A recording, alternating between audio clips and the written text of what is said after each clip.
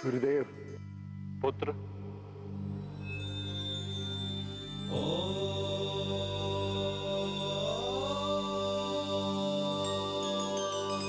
तुमने युद्ध कौशल में अपनी दक्षता का प्रमाण दे दिया है। तुम्हारे कुशल हाथों में आते ही समस्त अस्त्र शस्त्र अपनी पूर्ण क्षमता के साथ अपने लक्ष्य पर वार करते हुए तुम्हारी इच्छा अनुसार संचालित होते हैं।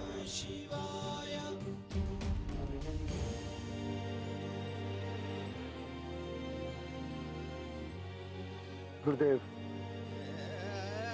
ये मेरी दक्षता नहीं, आपके प्रशिक्षण और आशीर्वाद का फल है। तुम्हारी नम्रता प्रशंसनीय है पुत्र।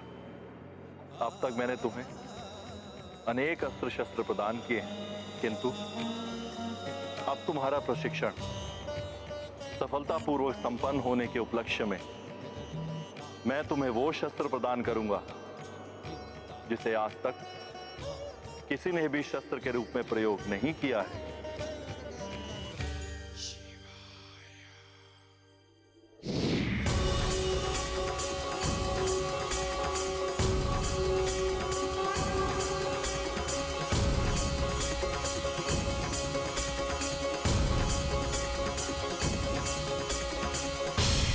ये परशु तुम्हारी पहचान बनेगा। ऋषि जमदग्नि पुत्र राम, आज से तुम परशुराम के नाम से जाने जाओगे। क्या प्रभु श्री परशुराम ने भोले बाबा से युद्ध कला का प्रशिक्षण लेने के पश्चात उस अत्याचारी राजा कार्तवीर्य का वध कर दिया? पुत्र, शक्ति प्राप्त करने का ये अर्थ नहीं है कि अकारण किसी का भी वध कर दिया जाए। दीर्घ गंभीर रहने वाले प्रभु परशुराम को भविष्य में एक कड़ी परीक्षा का सामना करना था। प्रशिक्षण पूर्ण करने के पश्चात प्रभु परशुराम अपने पिता ऋषि जमदग्नि के आश्रम में यज्ञ अनुष्ठान एवं पूजा अर्चना करते हुए शांतिपूर्वक जीवन व्यतीत करने लगे। माता, ऐसा क्या हो गया था जो प्रभु श्री परशुराम जी के शांत जीवन को अशांत कर गया? इस निर्जन मन में हंसने की ध्वनि।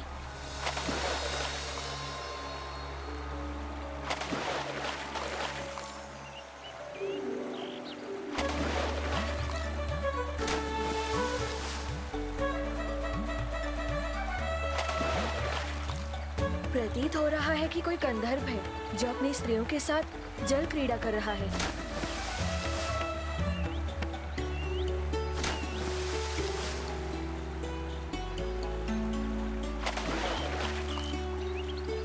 बड़ा ही आनंददायी है इनका ये मनोविनोद।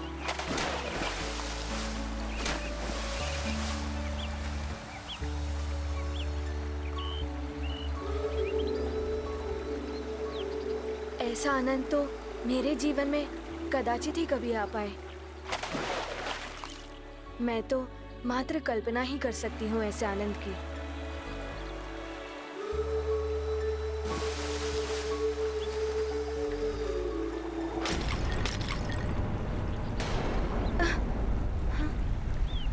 ये क्या हो गया? आज ये घड़ा कैसे फूट गया?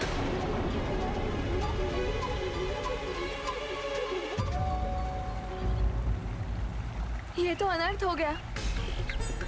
अवश्य ही ये गंधर्व की स्त्रियों की क्रीड़ा से मेरे मन में जो विकार उत्पन्न हुआ था, कदाचित ये उसी का परिणाम है।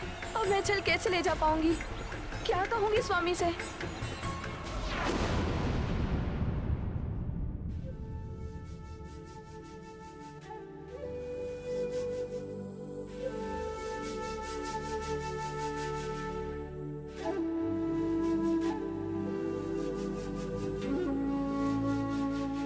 इतना विलंब क्यों हो रहा है?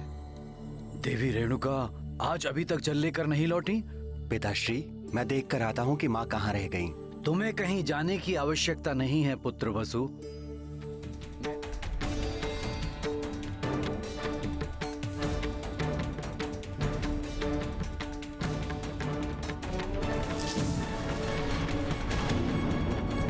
घड़ा नहीं, तुम्हारा मन कच्चा था।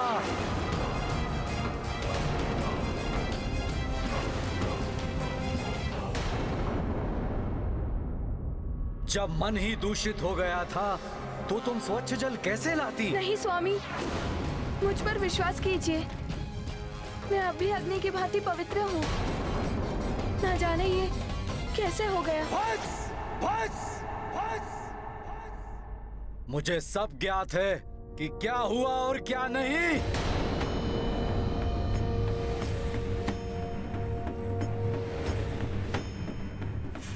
रूपवान, सुखेन, वसु, विश्वास, उतरो। ये स्त्री जो तुम्हारी माँ है, इसका मन दूषित हो गया है। सब कुछ जानते हुए भी मिथ्या संभाषण किया है इसने। ये दंड की पात्र है। अतः आगे बढ़ो और अंत कर दो इस स्त्री का।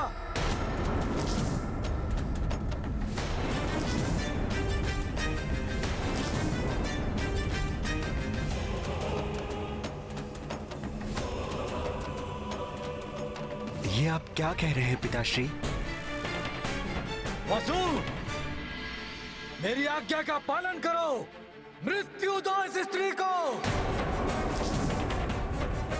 पिताश्री, वेदों में भी स्पष्ट कहा गया है, किसी स्त्री के विरुद्ध शस्त्र उठाना घोर पाप है। और माता का वध एक जघन्य अपराध है। इसे हम कैसे कर सकते हैं पिताश्री? एक पतित स्त्री के विरुद्ध अस्त्र नहीं उठा सकते तुम। उस पर अपने पिता के आदेश की अवहेलना करके वेदों का ज्ञान दे रहे हो मुझे।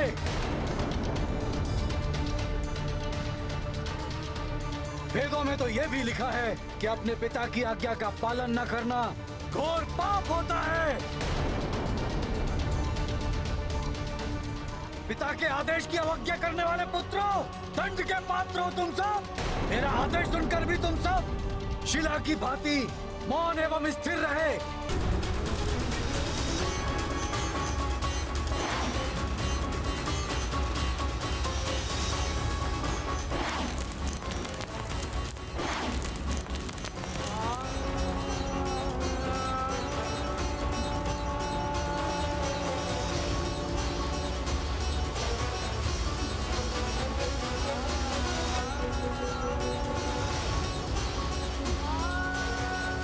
ये क्या किया आपने स्वामी?